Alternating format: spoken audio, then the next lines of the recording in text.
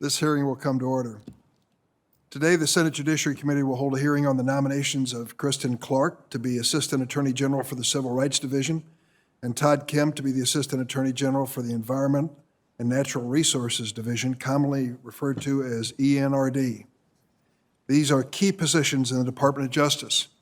Once confirmed, these nominees will play a critical role working with Attorney General Garland and other senior department leaders to restore the department's independence and integrity, take partisan politics out of the department's work, and faithfully execute the law.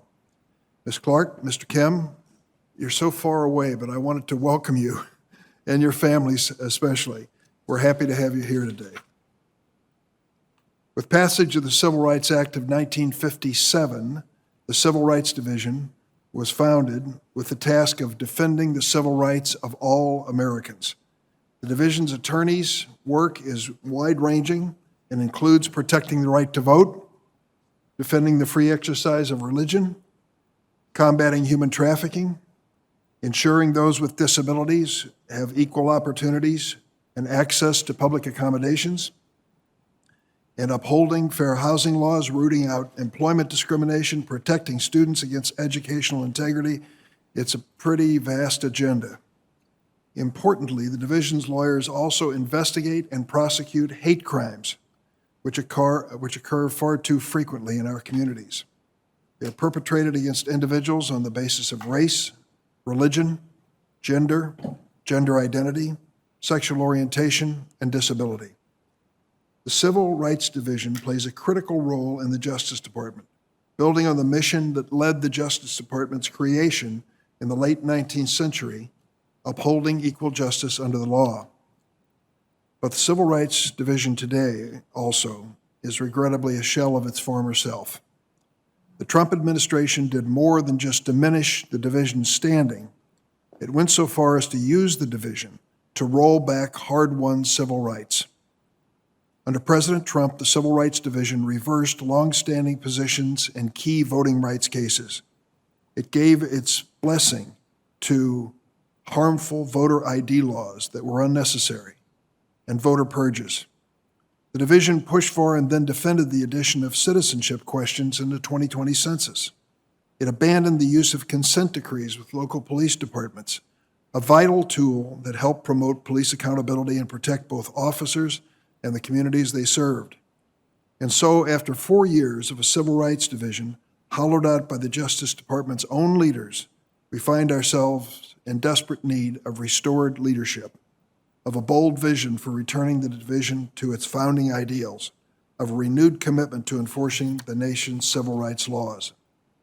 And fortunately, in Kristen Clarke, we have exactly the kind of leader who can accomplish this ambitious mission. Ms. Clarke is currently the President and Executive Director of the Lawyers Committee for Civil Rights Under the Law, an organization founded at the urging of President John Kennedy, championed by his brother, Attorney General Robert Kennedy. In her role leading the Lawyers Committee, and indeed throughout her career, Ms. Clarke has been a strong defender of civil rights.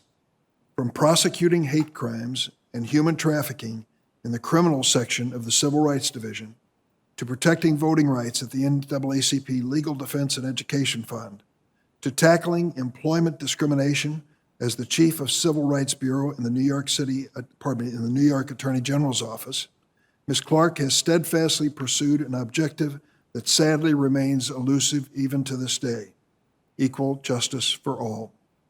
And in that pursuit, she has exhibited the qualities that we need in the individual charged with running the Civil Rights Division: humility, fidelity to the rule of law, and a demonstrated commitment to building broad coalitions in support of civil rights. Sadly, some are so threatened by the prospect of a revitalized Civil Rights Division that they have already engaged in baseless attacks on this extremely well-qualified nominee. This morning's Washington Post tells of many of those attacks which you have disclosed to the public in an effort to let them know exactly what you have faced.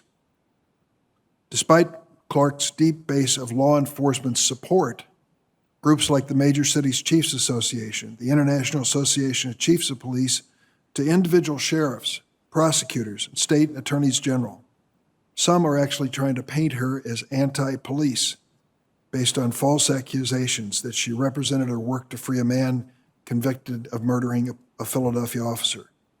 And despite years of confronting online anti-Semitic hate and work defending religious rights, including the right of workers to receive accommodations to observe the Saturday Sabbath, Clarke is facing accusations of anti-Semitism, which are so absurd that the Jewish Council for Public Affairs felt the need to write to this committee and say that the organization, quote, considers attempts to focus on purported anti-Semitism during Clarke's nomination process to be inappropriate.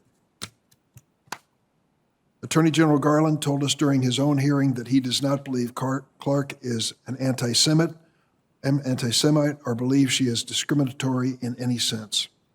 Clarke is the person the Attorney General wants us to send him to lead to the Justice Department's Civil Rights Division.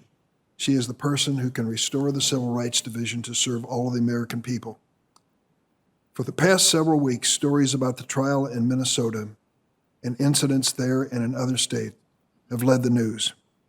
It's our job in the Senate Judiciary Committee to remind America that there is a rule of law and a legal process to protect the civil rights of all Americans. Speech and nonviolent demonstration are protected constitutional actions in America. I hope we can show by our actions in this committee that we can lead the proper legal response to the civil rights issues of our day. We'll also hear today from Todd Kim, who likewise brings with him an amazing wealth of experience and commitment to the law, irrespective of personal belief or partisan politics. In a conversation I had with Mr. Kim, I talked about the fact that so many trial lawyers these days really can't point to any appearances before judges. You have an extraordinary record, particularly on the appellate level, when it comes to that. The Environment and Natural Resources Division, originally created as the Public Lands Division, has been in existence for over 100 years.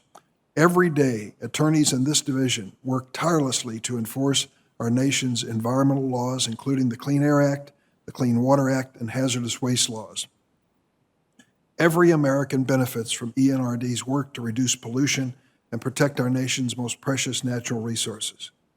Sadly, ENRD was gutted under the Trump administration. Over the past 4 years, the number of enforcement actions against polluters dropped dramatically, and civil penalties fell to an all-time low. The prior Assistant Attorney General, Jeffrey Bozzard Clarke, focused on politics and a deeply partisan agenda, not the law. He prioritized allowing polluters to act with impunity, not protecting the environment. And then, as acting head of the Civil Division, Clarke, it was reported, conspired with Donald Trump's efforts to overturn the results of the 2020 presidential election. Disgraceful conduct, which this committee is actively investigating. What ENRD needs now is someone who will bring back integrity, stability, and a renewed commitment to enforcing our nation's environmental and natural resource laws.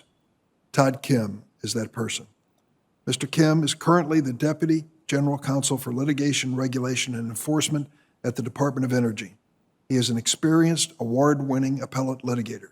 He has significant expertise in environmental and natural resources law from 8 years at ENRD, and he served for 11 years as the District of Columbia's first Solicitor General. Whether representing the U.S. government under Clinton and Bush administrations, the D.C. government, or clients in private practice, Mr. Kim is focused on the law, not politics. Throughout his career, Mr. Kim has been recognized for his integrity, his humility, his deep knowledge base, and his understanding of what it means to serve as an officer of the court and representing the people of the United States. He has all the qualities this nation needs to lead the Environment and Natural Resources Division. Now I'd like to turn to the ranking member, Senator Grassley of Iowa.